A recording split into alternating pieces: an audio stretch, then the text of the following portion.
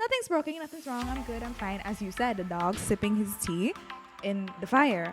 But if it ain't broke, no fix it is kind of detrimental to you and your mental health and your ability to grow. Because how you or what you want for your life is going to change over time. Your expectations of relationships is going to change over time. So it's going to be broke after a while. Like it's going to be broke after a while.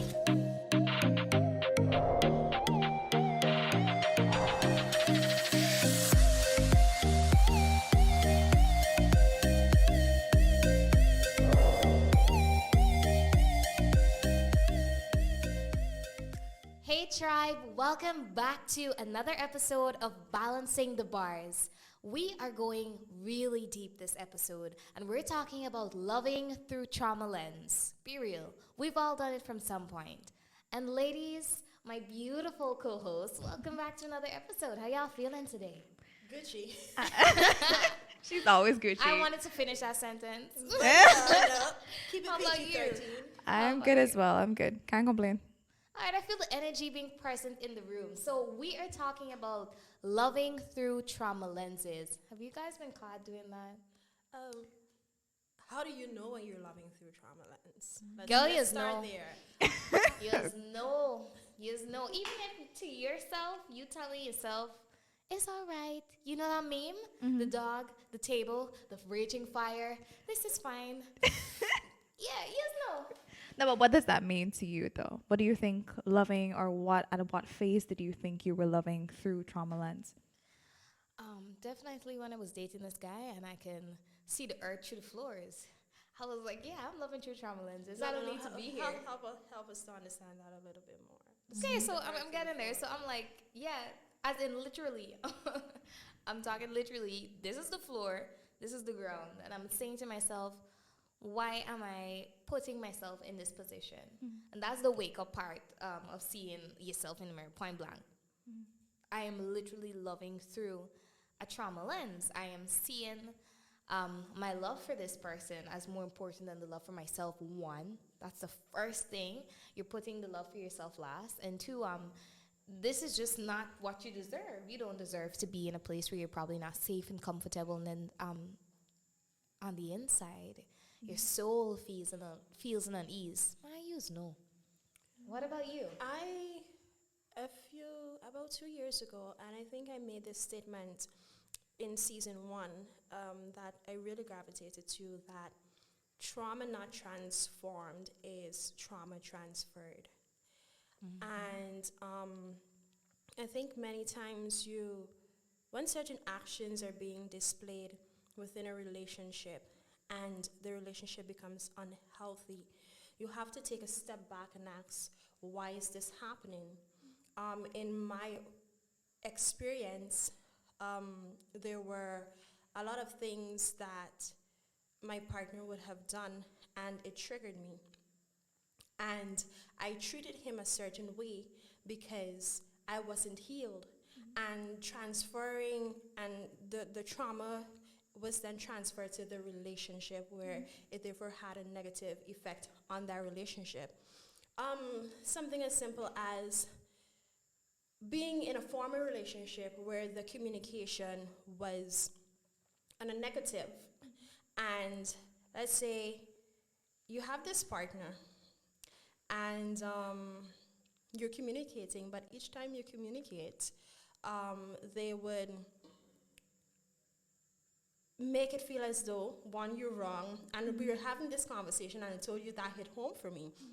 You were wrong, or just ensued into an argument. Making you feel crazy. Yeah, like you're the one that always, like you always have an issue. Mm-hmm. And so coming out of that relationship, and it wasn't even let's say intimate partner relationship, it was a friendship. Mm-hmm.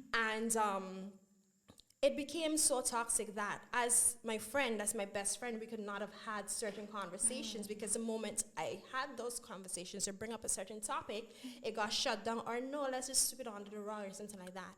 And so when I met someone who allowed for open communication, I was like, I approach it with that mindset from that former relationship, or with that relationship, that if I come to you about this, you're going to shut me down like this. Or if I immediately feel as though you're hitting to that point, it's like I take a step back and I realize, okay, this is something you need to get over. And not because that person treated you that way means that you therefore, transferred.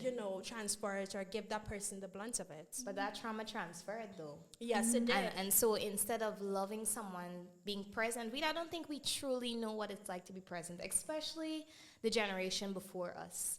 There's always lingering pain in their eyes. I don't know. That's me. When I meet someone, I look at you dead in the eyes. I'm like, hello, my name is Ariane.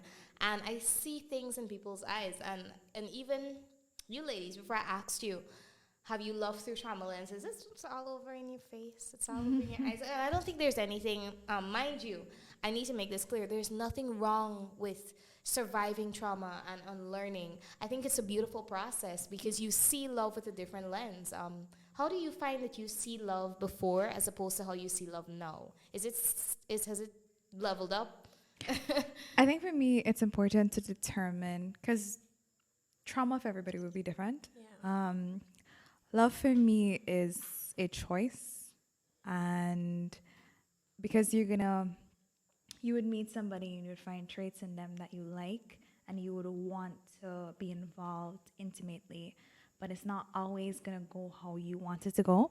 And you have to make the decision to want to stay even when it's not working. And one of the most important things I had to learn was that the red flags that I noticed in past relationships, or the traumas that I would have experienced in past relationships, I tend to hold on to them. And they're kind of like baggage for me now. Certain things would trigger me, of course. So I now have to learn how to differentiate between my traumas misleading me and my intuition guiding me, because we sometimes have a way of digging a hole for ourselves if we don't go through the process of healing. If it ain't broke, don't fix it. No, I don't think that's a state. I do not stand by that You statement. don't stand? Okay. No, I don't. Why? Because Why is that so? again, That statement can cause you to be so stagnant in your life. and definitions and how you would see things should be defined. Not to use the word again, but if it ain't broke, don't fix it. What does being broken mean to you? You may went look at deep it, there. you may look at your situation and think that it's not broken or nothing is wrong, when in reality, you have been sitting in that same position for all your life. This is all you know. This is all you're accustomed to. So in your head, nothing's broken, nothing's wrong. I'm good, I'm fine. As you said, the dog sipping his tea in the fire.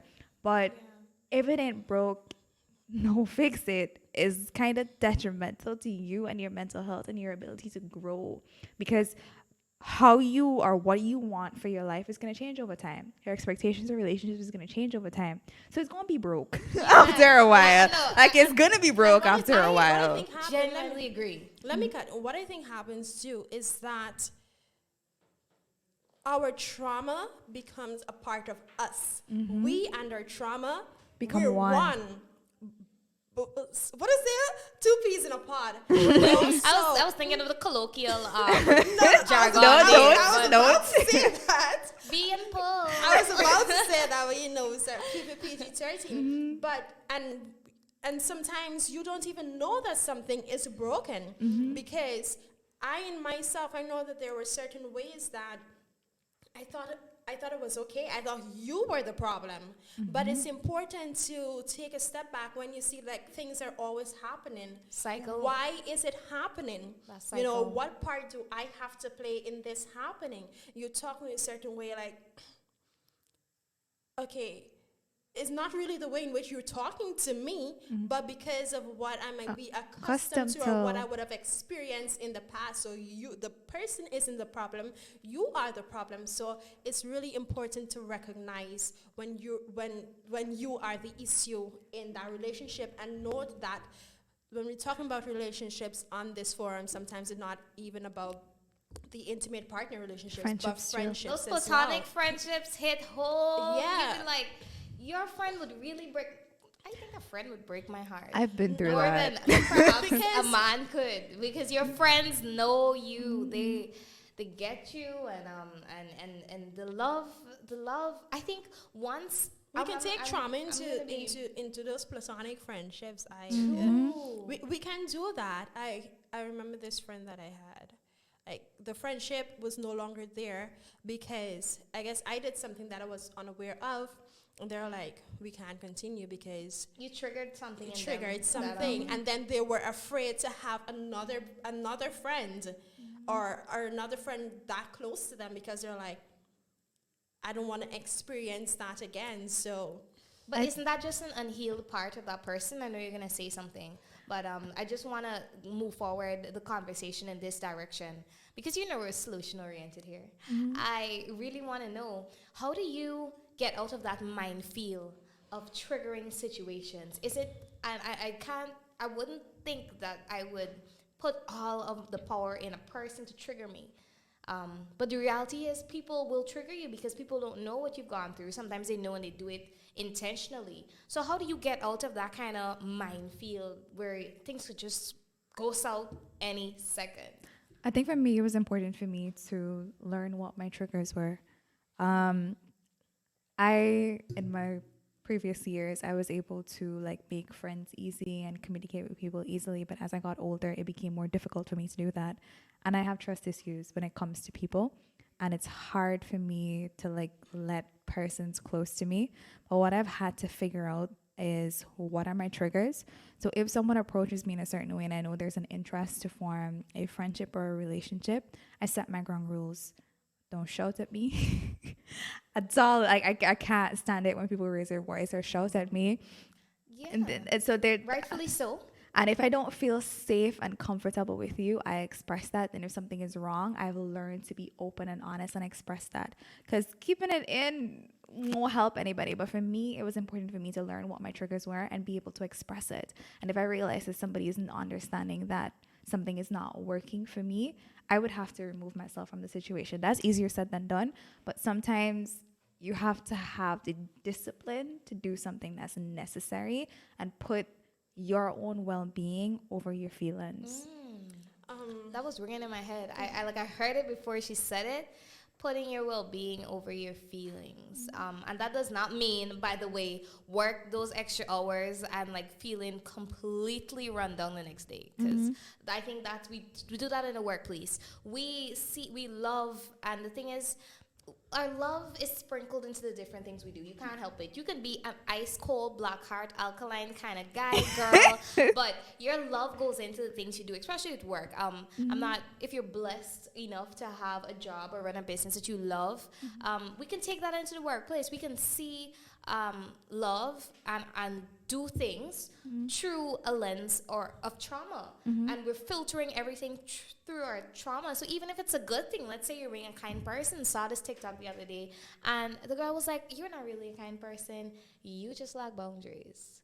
And when people ask for something, you're like, "Okay, yeah, keep going," and that's really not it. You're just filtering everything you do, everything you think and you say through your trauma. And I think something to get out of that minefield, the first step was really crucial that you highlighted, knowing what your trauma is. A lot of people I observe get ticked off by everything, but it's this one thing.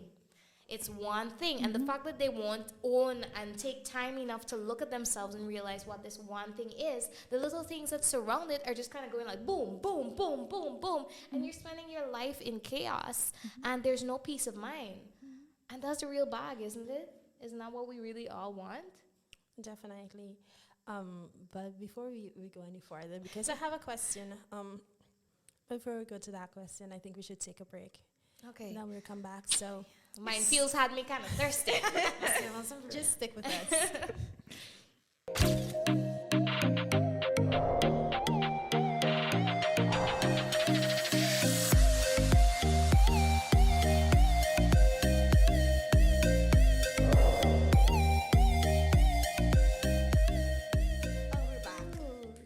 Back to business.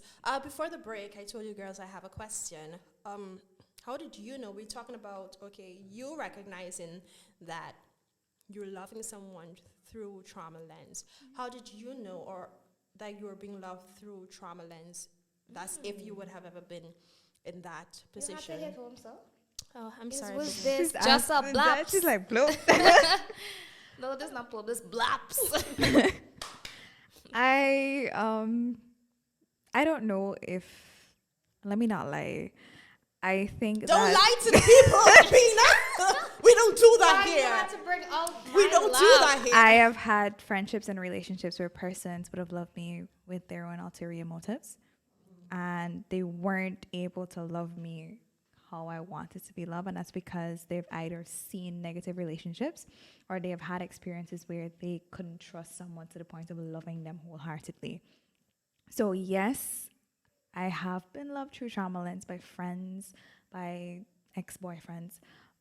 How many boyfriends? Yeah. Why you minding my Who's this? business? You don't ask me that because No, I'm I not mean, able to tell so you. hold I on, can be but- real. But You had a lot of Skittles. Girl, But even as I was younger, I don't think I even realized that I was being loved through trauma lens because I was in a relationship where I was head over heels for this banner. And you probably didn't know what trauma was. I at that yeah, I time. didn't understand, you just know and how you're feeling. and he knew, and it's the same person that I was talking about in the and the topic that we talked about, like friendships and foes and stuff. Yes. When he was able, when he was able to look at me and say, Abina, you are here and I am here. And he couldn't get to my level, and he understood that he couldn't get to my level emotionally, and that's because of his past experiences and what he was able to give.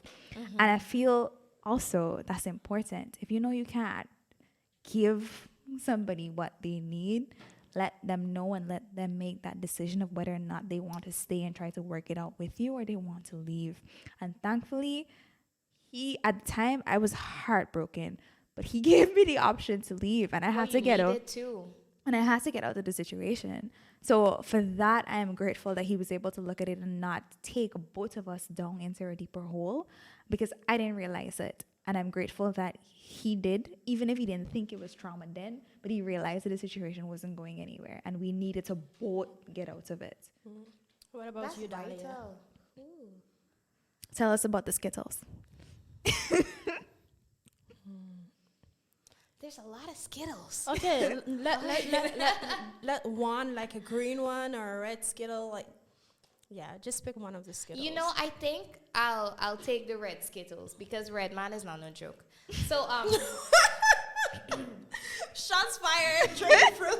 no, my throat literally went. Ooh, okay. Yeah. No, y'all ain't easy. But red men, please don't unsubscribe. no, Keep following us. Okay, thank you. no, on a serious note though, I knew that I was being loved through trauma lens when the exact relationship he described that he had with his father is a relationship he was now projecting onto me. His father was never there. His father would show up sometimes and then dip out sometimes. I remember a time I had to get a household water. I was so depressed at that time that I couldn't even leave my house. I would feel so paranoid, so uncomfortable, and everything in between. And this man noted me housing and water, and then gone for buy no water. So why did you call Hero Card? Wait. Obviously, I ended up getting my water on my own means. Right? I leveled up. I got my own household water. Calling the same thing that like he would describe with his father. Hey, Dad, you know, you promised you would do this. You coming true? Yeah, coming through. And never come. Yeah. Mm-hmm. Girl, I would have dared. If I had waited on him. And I realized you're doing the same. So you all of that mess that you choose not to flush, and all of your heaviness and your unhealed aspects of your being. Not to cut you, You darling, know. but she just gave us the posh, all of that mess. You choose not to flush, yes. This is a serious topic, guys. You projected onto me, and that's not what it is. If we have children, are you going to not give your children water when Yeah. you're thirsty? It's the simple things, ladies and gentlemen. And to my ex-CNS, please subscribe and leave a like. Don't watch no face. And I've been loving that term lately. It basically means, who sees, and that's okay. A doctor something says those who mind don't matter and those who matter don't mind. Is it that way? Yeah, that's how I knew. How did You know. How did you know? Yeah, you're under I'm the the one lens right answering the now. questions No. here, you know. You have to answer it. How did you know? I remember sharing with a partner that I sent them this message. I said, I am not responsible for your insecurities. That's the Guinness in her. Sorry. That's the Guinness in me. No, you know I'm not a drinker of That's Guinness. a Yeah, I'm not realist. responsible for your insecurities that you're projecting on me. Your trust issues, you're wanting to go through my phone, because you would have been in situations, as a matter of fact, men. No, don't do that. There are some good men out there. I have a great man. Let me Okay, no, back to the listen. topic. Let me unside Okay. Pull it back up. some men. And some women are just like some men. No, so but I got you guys. But listen what happened in this case, right? This guy was a dangles, right? Oh. It's called a mangles for the men, just so you know. This guy was a dangles. And so he would have been out there experiencing slap chop with Tom, Dick, and Harry. So now you come into a relationship because you know what you used to do with other people, girl, children. Project. You're now projecting that onto me, afraid of my having male friends and being in male spaces, especially in my field, being out there. Media. It's Wanting to check phones and all of this. Listen. Oh, and the curfew check. I was like, listen, the last time my mom gave me a curfew, I think I was 16 or something like that. I'm not leaving my mama's house to come into your house. Yeah, it just doesn't add up. Let me drink a fruta. It doesn't add up. It really doesn't add up. It makes no sense. No, honestly, so that for me, I was like, let me take a step back from this. But it caused me to ask the next question now. Would you continue loving someone and being with someone who's loving you through trauma lens? What if you're the person loving the person through trauma lens? No. Listen. You're loving the person through trauma lens, right? And you recognize that. But would you love someone, if the tables are turned, would you continue to love someone who is loving you through trauma lens and projecting their insecurities on you? There's something that we've been saying since primary school, and I will say it now to the people. No. Short and sweet. No. Nope. Why y'all too jokey That's the tonight? easiest thing, no, it's the easiest thing to say in when you're smaller. It's easier to be assertive. It's easier to say, no, this is not what I want. You want, please tell me a sweetie. No.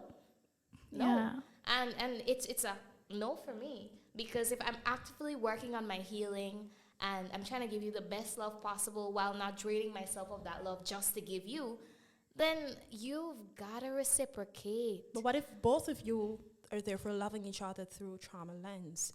Would you exit? Would you stay? What would you do in that case? I can say that I have stayed and things are progressing. And I think you know when you can stay and things will progress, or if you just gotta hit the road, Jack. Sometimes hitting. That's it. I agree with Ariane to a certain point, because sometimes hitting the road is not that easy, especially if you're invested emotionally already in somebody. I know. Yeah, friend, I don't do them things. Nah. No, I'm a strong believer in, what's yours is mine, but certain things need to be separate as well too. So that No bank account, no investment. no. If I don't have your last name, no joint bank accounts, and no, our money is separate. Yeah. Anyways, back to the topic. Now, I feel like sometimes leaving is easier said than done, and what you have to understand is whether or not that person is willing to work on their trauma, or whether or not you're able to work together to get over that hurdle. Because stuff happens in relationships, and we tend to realize things as we get older and as we grow together, because you don't always start all zen and like, I know this is happening and I'm working on myself and I'm growing. You're being And real. and I know all my baggage and I know what I want. You don't come into a Unless relationship I'm a narcissist and I am putting up a front. like you don't come into that's to the relationship as a person that knows exactly what they're about. So as you dig deeper and then again, when people first come into relationships, it's one big show. Sorry. For the first 3 to 6 months, he or she is most times trying to keep up an image. Not all the time. I I guess it said, depends. I said Okay, most okay. times. Oh, shucks. Damn. No, but I feel like, Oh, damn. I missed the operative word. Apologies, ma'am. yeah. But I feel like people sometimes tend to think that they have to have everything together and there needs to be a level of perfection that they would start a relationship and make it seem like everything is there. And then it gets to a certain point where they can't keep up the show anymore. So all your baggage just Start a relationship you Yeah. can't continue. yeah, like A lot of you're people do that. introducing people to a vibe that you can't maintain. And when they finally get to it, it's stink of fish. Like, Oh, Listen, no. listen, I remember being in a situation like that where I thought like,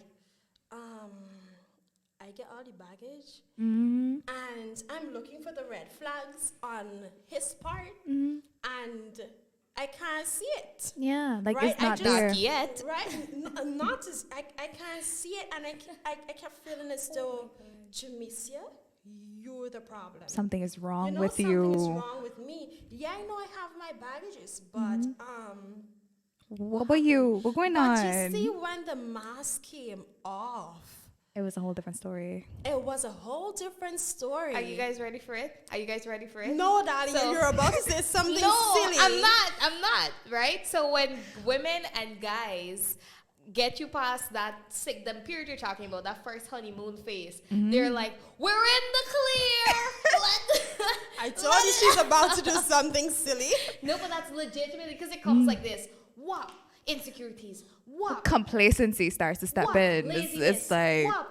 I don't like wash up the wares after I cook. I mean, that's I so don't like annoying. cooking to begin with. But Like, yeah, I mean, from the trivial things that just irk you to the bigger things that are just like your non-negotiables, because relationships must have those. It just keeps coming. But I don't genuinely believe that every man or woman that you date will give you that same ridiculous draining experience. But I think that through those experiences, you get to see things outside of your trauma.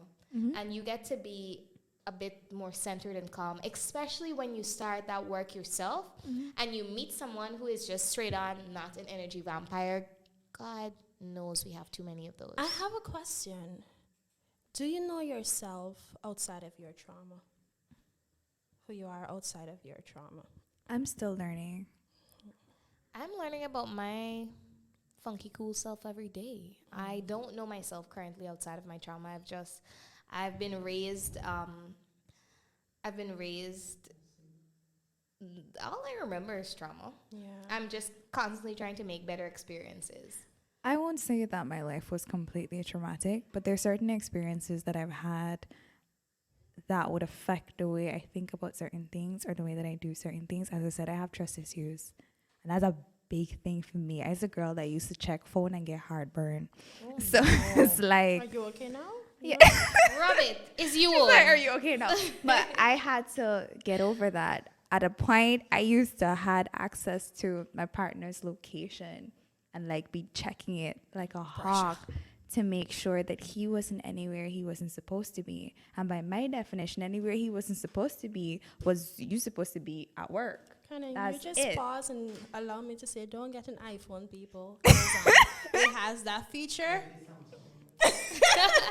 Samsung too, apparently. No, but that all stemmed from my trust issues and things happening that I had no control over. So those little things made me feel like I had control over. But you know what they say? Smart to the government or strict to the government, smart to the population. And I've had to come to terms with the fact that I don't own anybody. And their actions aren't a direct result of who I am or are not, or I shouldn't feel like I am the problem or they're doing what they're doing because of me, because people are going to do whatever they want either way. But you need to be able to determine what you're internalizing and what you're going to use as an opportunity to grow or what you could sit down and possibly cry about for a while. And But then grow. yeah, the important thing is to, for that process for me was understanding why I was doing what I was doing and trying to find ways to get out of that behavior. I'm not perfect, no. And there's still times where I'm tempted to pick up the phone and check to see what's happening, and I have to control myself. Because at the end of the day, whether I check or I don't check, the other person is still going to do whatever they want to do. Yeah, that's how it And goes. I think that brings us back to the question that I asked just now: would you love someone, or would you continue being with someone who, or loving someone through trauma lens, or be with someone who's loving you through trauma lens? And Dali immediately said no. But in hearing Abina right now, your partner probably may or may not have recognized that that's a toxic trait, and they stood with you through that. I think I would say the case depends on whether the person is, one, whether they would have recognized that they're toxic, traumatic individual who needs healing, and secondly, whether they are willing to get help for that for that trauma that they would have carried with them for such a long time. So unless you are not ready to acknowledge that I'm a flawed human being, because we all are, and seeing that these things that you have, they're having a negative impact on our relationships, then hit the door, Jack. But Right? I don't think that that work is something that you can do alone. Definitely Because for me, my partner had to understand that, or understand why I was acting the way that I was acting. And there are things that he needed to change to ensure that it didn't trigger me negatively. I mean, the change may not be what I wanted or what I expected him to do, but in his own way, he has, or I mean, not say has, but the partner has figured out ways to try to help. communicate with you and to Yeah. cope with you through it all. And I can definitely relate to that, because I can see here that there are things that I have not yet healed from. And my partner can't come around me a certain way because he knows how I would react to it. So he knows how to communicate with me. Sometimes even touch, like that isn't my love language for certain reasons. So he would have to now know how to maneuver with me sometimes if I say, no, do not touch me, or no, I'm not in the mood for that. To give me space, allow me to breathe. So I think it is okay to be with someone who is healing. And you have to be understanding and be patient with that, because we're all about finding solutions here. But aren't we all still healing? We So are. Yeah. so that's it. I don't think we all are, because some people don't even know that So they have haven't things started. to heal from. They haven't even started. And Yeah. that was my hard no. That was really my hard no. But just to really and truly have a sense of absolution right now. Do you think that we can become people outside of our trauma? Yes or no? Definitely. Yeah, I do. There's this Definitely. endless possibility. What about you, Bina? I do think so, but it takes continuous work because sometimes you can step out of a box and step back right in. So when you make the decision to step out, you really have to actively work on staying out and understanding why it's important that you stay out of the box. I feel like they are ways to really become, and it's really about sticking to it. Eggs have, eggs have, chickens have the ability to sit on their eggs for a certain amount of time, and regardless of what that chicken wants to do, it has a goal to just bring life. And I think you stepping out of your trauma and becoming more of the person that you are is birthing a new life, because you see things differently. Situations aren't recurring. You're not in that same cycle. And I think what we said tonight was really powerful and necessary along that path. Yeah. And I think the final thing I would love to say is that we're talking about stepping out of and becoming. And it's something I had to learn over the last few months, that To those who are healing from their trauma and are being to talk about stepping back in, I want to tell you that healing, whoever said to you that healing is pretty, that it's a pretty journey, the lie. So I learned from the pit of Big hell. lie. No, because healing is really ugly. Because you can start that journey, you can find yourself back in the box, you can make detours because distraction come along the way. But though it's ugly, it's still beautiful. It's there beauty in the ashes of healing, right? Yeah, Jekyll said there's no such life that's better than yours. All right, Dolly, enough for the singing. Well, look at the haters there. No, but honestly, guys, you can love someone through a healthy lens. It is possible, but you first need to realize that you're screwed up. Not you're screwed up. That you might be toxic. You might be pretty, but toxic. Or might be a bit screwed up. She just said pretty Right. but toxic. Okay. Yeah, so you must just be willing to get that healing. No, you're not gonna sing the song, Dahlia. No, you can be hurt and still be wifed. All right, Kareem, you bad for that one. You can be hurt and still be wifed. I've seen it. There's healing to be had for everyone. Girls, this was a beautiful conversation, and I think Definitely. we can go all day. And I know y'all will come in the comment section and say, "Why it's so short?" But this is such a beautiful conversation, ladies, and it's always a pleasure hearing from you and learning from you and unlearning as well. That So part. learning, unlearning, And unlearning. and relearning. Yeah. So Yeah. guys, girls, ladies, gentlemen, thank you so much for joining us on another episode of Balancing the Bars and staying through to this conversation. Until next time. Which will be pretty soon. Which will be pretty soon. Join us next week, same time, same place, for another episode of Balancing the Bars, where Balance brings peace.